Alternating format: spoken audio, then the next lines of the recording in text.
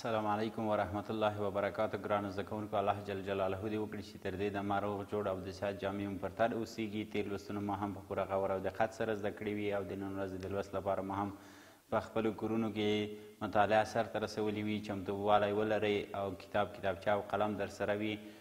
ښه ګرانو زده کوونکو، راځو د تېر لوست کورنۍ دندې ته. تېر لوست کې مو کورنۍ دنده تاسو ته د هایدروکلوریک اسید، همدارنګه د ګوګړو د تیزابو او په همدې ډول د امونیا او د سودیم هایدروکساید معادلې درکړې وې. تاسو هغه کورنۍ دنده اجرا کړې ده. آفرین، ډېر ښه ګرانو زده کوونکو، تاسو ډېر لایقه زده کوونکي یاستئ چې د تېر لوست کورنۍ دنده مو اجرا کړې ده. ګرانو زده کوونکو، راځو د تېر لوست لنډیز ته چې تېر لوست بیا هم په لنډو ټکو کې تاسو ته یو ځل بیانوم. ګرانو زده کوونکو، په تېر لوست کې موږ تاسو هایدروکلوریک اسید یا د HCl ولوستل چې د مالګې تیزابو په نوم هم یادیږي. یو د مهمو او قوي تیزابونو له جملې څخه دی چې د نلونو د منګ د لرې کولو لپاره کارول کیږي. کله چې د هایدروجن کلوراید ګاز د اوبو سره د فشار په مرسته یو ځای کړو، په پایله کې هایدروجن مثبت ایون په اوبلن محیط کې او کلورین منفي ایون په اوبلن محیط کې تولیدیږي چې همدغه ته د مالګې تیزاب یا هایدروکلوریک اسید ویل کیږي. په همدې ډول ګرانو زده کوونکو، موږ تاسو د سلفوریک اسید یا د ګوګړو تیزاب ولوستل چې د ګوګړو تیزاب هم د موټرونو په بیټریو کې کارول کیږي او هم په صنعت کې په نورو برخو کې کارول کیږي او دا هم د مهمو تیزابونو له جملې څخه دي او قوي تیزاب دي چې کله سلفر ترای اکساید د اوبو سره یو ځای کړو نو په پایله کې سلفوریک اسید لاسته راځي. په همدې ډول ګرانو زده کوونکو، موږ تاسو امونیا مرکب ولوست چې امونیا یوه القلي ده او په تېر لوستونو کې مو هم د کیمیاوي سرو په لوست کې لوستې وه چې کله د هوا نایتروجن او د هایدروجن ګازونه د فشار، تودوخې او کتلیز په مرسته سره یو ځای کړو نو امونیا لاسته راځي چې امونیا یوه داسې القلي ده چې OH ګروپ نه لري خو د اوبو سره د تعامل په پایله کې OH ګروپ آزادوي. امونیا زموږ استاد د ګران هېواد مزار شریف په ښار کې د کیمیاوي سرې او برېښنا په فابریکه کې په یو کال کې د 26 نه تر 28 زره ټنه تولیدیږي. همدا ډول ګرانو زده کوونکو، موږ تاسو سودیم هایدروکساید القلي ولوسته چې د کاغذ جوړولو او همدارنګه د فلزي سودیم په لاسته راوړلو کې کارول کیږي. کله چې سودیم اکساید راواخلو، د اوبو سره ورته تعامل ورکړو، په پایله کې سودیم هایدروکساید القلي لاسته راځي. په همدې ډول مو د تیزابونو فزیکي خواص ولوستل. د فزیکي خواصو له جملې څخه مو ولوستل چې تیزابونه تریو خوند لري، یا چېرته موږ تاسو لیمو، نارنج، مالټه، کینو او نور شیانو ته ځیر شو ماستې. په دې ټولو کې تیزابونه شتون لري چې تریو خوند لري.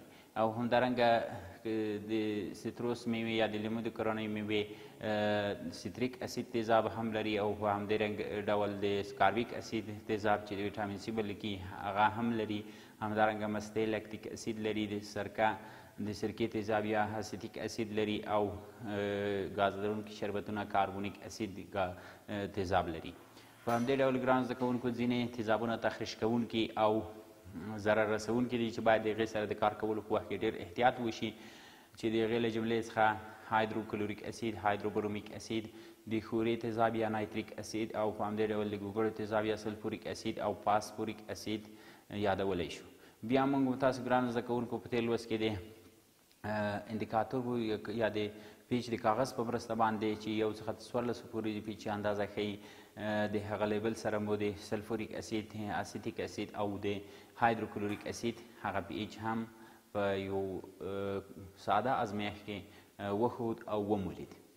ګرانو زده کوونکو، ومولیدل چې سلفوریک اسید او هایدروکلوریک اسید قوي تیزاب ولې اسیتیک اسید یو ضعیفه تیزاب و چې رنګ یې د هغه پیچ کاغذ رنګ لږ سور ته ورته شوی و. ښه، راځو ګرانو زده کوونکو د نن ورځې لوست ته چې د نن ورځې لوست باندې هم پیل کوو. و دې هیله یم چې د نن ورځې لوست ته بیا هم تاسو په غور او دقت سره ځیر شئ تر څو ستاسو ښه زده شي. بسم الله الرحمن الرحیم. د نن ورځې لوست مو بیا هم د اتم ټولګي د کیمیا مضمون د 9 څپرکي موضوع ده د تیزابونو کیمیاوي خواص. زموږ موخې دا دي ګران زده کوونکو، تر څو تاسو ګران زده کوونکي د دې لوست تر پایه پورې وکولی شئ د تیزابونو کیمیاوي خواص وپېژنئ او په همدې ډول د تیزابونو د برېښنا تیرونه زده کړئ. د لوست پاڼه 15 اتیایم او لوست مو 45 لوست ده. ګرانو زده کوونکو، د تیزابونو د کیمیاوي فزیکي خواص مو زده کړل چې دروش خوند لري او د پیچ کاغذ په مرسته باندې د هغې قوت او ضعیفوالی معلومولی شو. نو په کیمیاوي خواص کې د تیزابونو کیمیاوي تعاملونه مطالعه کوو. تیزابونه د ځینې فلزونو سره تعامل کوي او د تیزابونو هایدروجن د فلز په مرسته په واسطه باندې بېځایه کیږي چې په پایله کې مالګه او یا هایدروجن ازادیږي.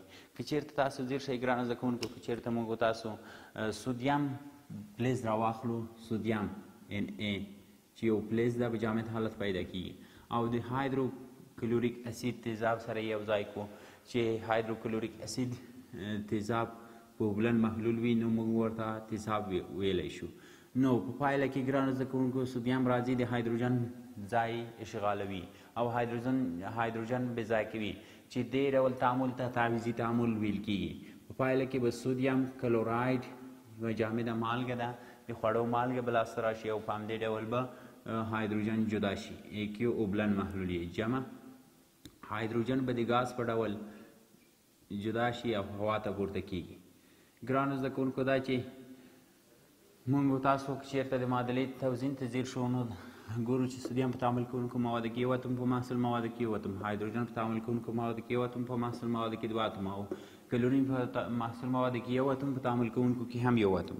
نو ګورو چې هایدروجن په محصول موادو کې دوه اتمه دی نو دوه ضریب ورته لیکو. د هایدروجن په تعامل کوونکو موادو کې هم دوه اتمه شو، په محصول کې هم دوه اتمه. کلورین په تعامل کوونکو موادو کې دوه اتمه، په محصول کې یو اتم، نو دوه ضریب دې ته هم لیکو سودیم کلوراید ضریب ته، او دوه سودیمه په تعامل کوونکو موادو کې هم ورته دوه ضریب لیکو. ګرانو زده کوونکو نو موږ تاسو پوه شو چې تیزابونه د فلزونو سره تعامل کوي چې په پایله کې د تیزابونو هایدروجن بې ځای کیږي. راځو ګرانو زده کوونکو په دې اړه یوه لنډه تجربه زه تاسو ته اجرا کوم چې تاسو ښه ورته ځیر اوسیږئ تر څو مو دا تجربه په پوره او دقت سره زده شي. دا چې موږ تاسو مخکې ولوستل ګرانو زده کوونکو چې تیزابونه یو تخریش کوونکي او تخریش کوونکی خاصیت لري، نو موږ تاسو باید د خپل صحت ته ځیر واوسیږو او د دې ازمایښت د اجرا کولو لپاره باید د سکش او ماسک څخه ګټه واخلو. ګرانو زده کوونکو لومړی غواړو چې د هایدروکلوریک اسید یا د مالګې د تیزابو نری محلول د مګنیزیم له فلز سره یو ځای کړو. نو په دې اړه ګرانو زده کوونکو موږ تاسو چې کله د مګنیزیم له فلز سره یو ځای کوو د هایدروکلوریک اسید او مګنیزیم ترمنځ تعامل ترسره کیږي چې په پایله کې هایدروجن ګاز ازادیږي. د دې لپاره چې د هایدروجن ګاز وپیژنو نو موږ تاسو اور ورته کوو. یوه ټیسټ ټیوب دانې یا ټیسټ ټیوب ایښودونکی موږ تاسو ته اړتیا ده چې ټیسټ ټیوبونه پکې کیږدو یا ازمیښتي نلونه، او همدارنګه یو ټیسټ ټیوب یا ازمیښتي نل، په همدې شان یو لوی ټیسټ ټیوب یا ازمیښتي نل هم اړتیا ورلرو، او همدارنګه ګرانو زده کوونکو یو سلنډر 10 میلي لیتره هم زموږ ستاسو د دې ازمایښت لپاره اړتیا ده، او په همدې شان ګرانو زده کوونکو د ساعت شیشه چې د مګنیزیم کوچنۍ ټوټې پکې شتون لري، او په همدې ډول ګرانو زده کوونکو همدا د مګنیزیم فلز ده چې موږ تاسو یې د لاس په مرسته باندې ټوټه کوو او بیا یې د دې تعامل لپاره کاروو تر څو چې ټوټې وړې وي نو تعامل په تیزۍ سره سرته رسیږي. په همدې ډول ګرانو زده کوونکو هایدروکلوریک اسید یا د ګوګړو تیزاب په بخښنې سره د مالګې تیزاب، او همدا ډول ګرانو زده کوونکو قطره څڅونکی هم اړتیا لرو او ګوګرد. ګرانو زده کوونکو لومړی په یو سلنډر کې د ډراپر یا قطره څڅونکي په مرسته باندې هایدروکلوریک اسید را اخلو او 5 ملي لیتره په سلنډر کې اندازه کوو. بیا وروسته ګرانو زده کوونکو چې کله مو 5 ملي لیتره هایدروکلوریک اسید یا د ګوګړو د مالګې تیزاب راواخیستل، دا مو په سلنډر کې اندازه کړل، په ټیسیو کې اچوو. او له پاسه ورباندې د مګنیزیم دا چې مقدار یې زیات شوی ده نو د قطره څڅونکي په مرسته یې مقدار کموو تر څو 5 ملي لیټره ته ورسیږي. څرنګه چې 5 ملي لیټره هایدروکلوریک اسید مو راواخیستل، اوس د هایدروکلوریک اسید د بوتل سر تړو تر څو ضایع نشي او تخریش کوونکي دي.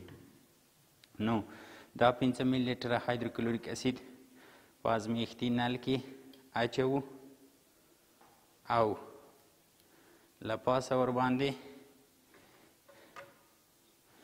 د مګنیزیم کوچنۍ ذرې علاوه کوو چې مخکې مو میده کړې وو. کله چې مګنیزیم کوچنۍ ذرې مو میده کړي او ورباندې علاوه مو کړي نو ترمنځ یې تعامل ترسره کیږي چې د تعامل په پایله کې مګنیزیم د مالګې د تیزابو څخه هایدروجن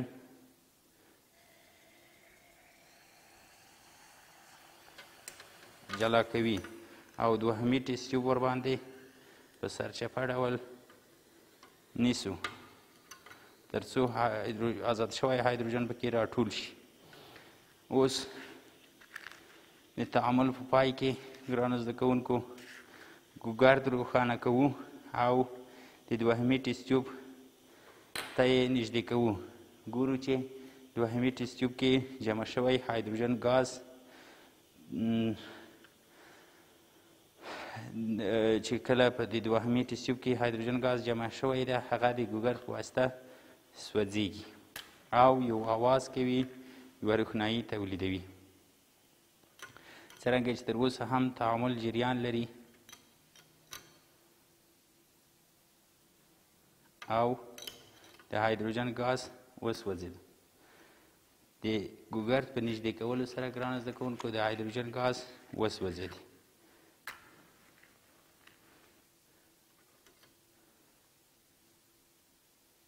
تاسو ګورئ ګرانو زده کوونکو هایدروجن ګاز ترې خارجېږي. ګوګرد په نږدې کولو سره چې هایدروجن ګاز زیات وي هغه سوځېږي. ښه ګرانو زده کوونکو دا د مګنیزیم او هایدروکلوریک اسید تعامل چې معادله یې هم په دې ډول ده. معادله په دې ډول ده چې مګنیزیم چې جامد ده پلیز ده د هایدروکلوریک اسید سره تعامل په پایله کې د هایدروکلوریک اسید سره د تعامل په پایله کې مګنیزیم کلوراید مالګه جوړه شوه. په اوبلن محلول کې جمع هایدروجن ګاز ورڅخه جدا شو او په دوهمي ټیسټ ټیوب کې چې راټول شوی و په لومړي ځل چې موږ تاسو روښانه شوی اورلګیت ورته نږدې کړ د هغې په مرسته وسوځېد. نو د معادلې توزین ته چېرته ځیر شو ګرانو زده کوونکو معادله یې په محصول موادو کې 2 اتومه کلورین او 2 اتومه هایدروجن نو 2 به د HCl ضریب ورته تعامل کوونکو موادو کې ولیکو. ښه ګرانو زده کوونکو دا و زموږ ستاسو هغه ازمایښت چې د پلیز او د هایدروکلوریک اسید د تعامل ازمایښت و. راځو د تیزابونو دوهم خاصیت ته چې دوهم خاصیت د تیزابونه برېښنا تیروي. تیزابونه برېښنا تیروي.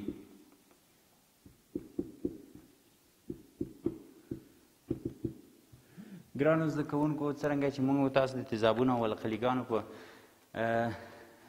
درس کې په تعریف کې ولوستل چې تیزابونه او القلیګانې په اوبلن محلولونو کې په ایونونو ټوټه کیږي. نو هغه محلولونه چې ایونونه ولري هغې ته الکترولیت محلولونه ویل کیږي او الکترولیت محلولونه دا چې مثبت او منفي ایونونه لري.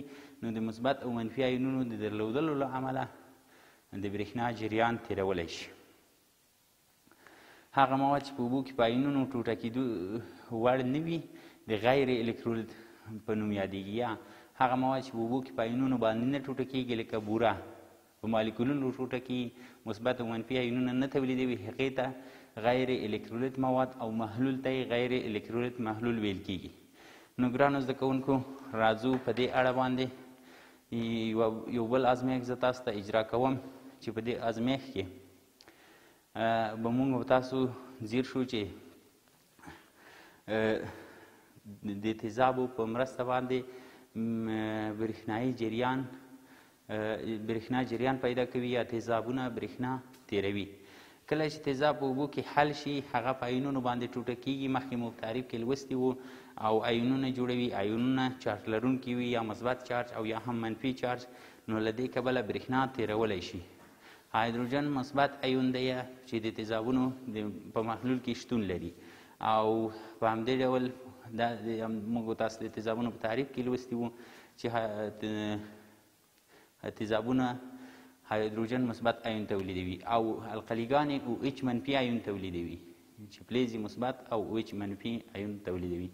خو په همدې ډول کې چېرته موږ تاسې ځیر شو ګران زده کوونکو ایتایل الکول لرو C2H5OH، دا هم OH ګروپ لري بلکې په اوبو کې ایون نشي تولیدولی.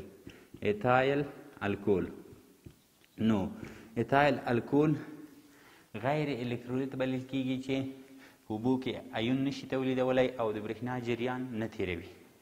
ګرانو زده کوونکو راځو د دې ازمایښت لپاره هم زه تاسو ته هغه مواد او وسایل مو چې پکار دي هغه معرفي کوم. سلفوریک اسید زموږ ستاسو د دې ازمایښت لپاره پکار ده.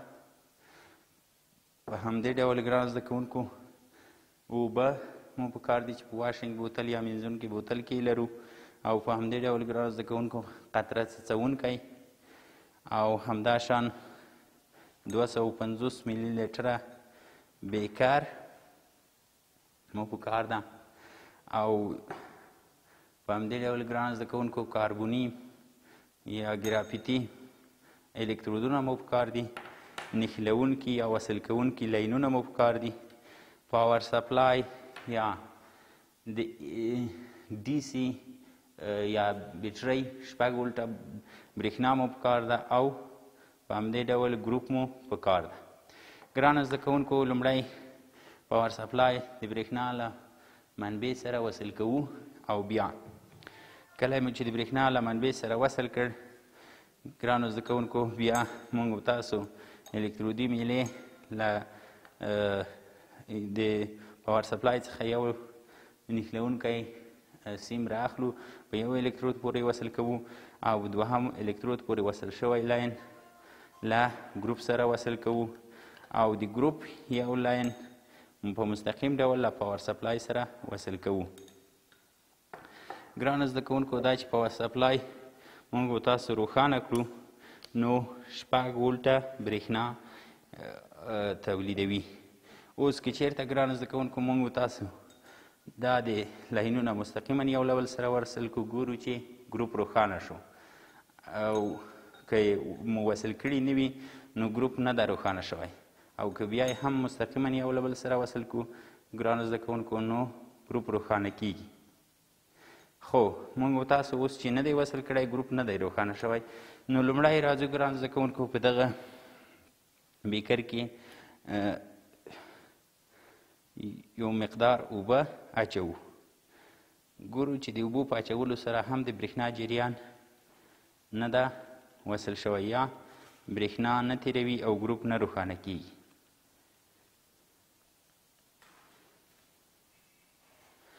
او ګرانو زده کوونکو اوس په همدغه بیکر کې سلفوریک اسید د قطره څڅونکي په مرسته باندې رااخلو او په همدغه بیکر کې یې علاوه کوو. ګروپ نه ده روښانه شوی. کله چې موږ تاسې سلفوریک اسید د قطره څڅونکي په مرسته رااخلو او په همدغه بیکر کې یې اچوو نو په اوبو کې یې اچوو نو د سلفوریک اسید محلول جوړیږي چې هایدروجن مثبت ایونونه او سلفیټ منفي ایونونه تولیدوي او په پایله کې باید ګروپ روښانه شي. ګرانو زده کوونکو ډیره مهمه خبره دا ده چې تاسو به هیڅکله د تیزابو له پاسه اوبه نه علاوه کوئ او د اوبو له پاسه که تیزاب علاوه شي نو کوم مشکل نه لري. قطرې قطرې په توګه په ډول به تاسو تیزاب د اوبو له پاسه علاوه کولی شئ، خو د تیزابو له پاسه هېڅکله اوبه مه علاوه کوئ چې تعامل کوي او تخریش کوونکی خاصیت لري. تیزاب ستاسو سترګې او بدن نورې برخې تخریبوي او له منځه یې وړي.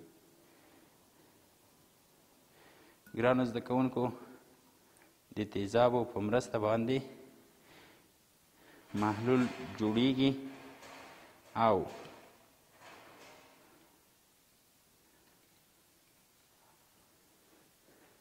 د محلول له جوړېدو څخه وروسته ګرانو زده کوونکو ګروپ باید چې روښانه شي.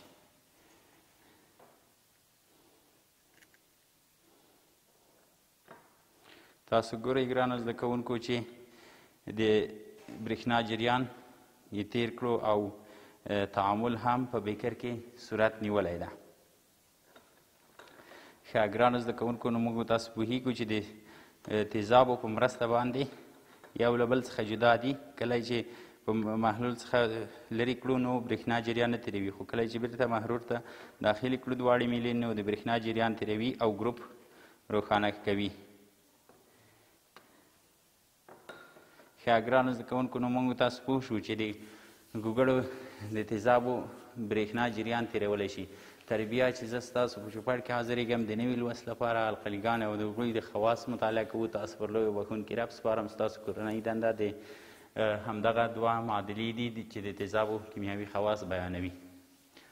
السلام علیکم ورحمة الله وبرکاته.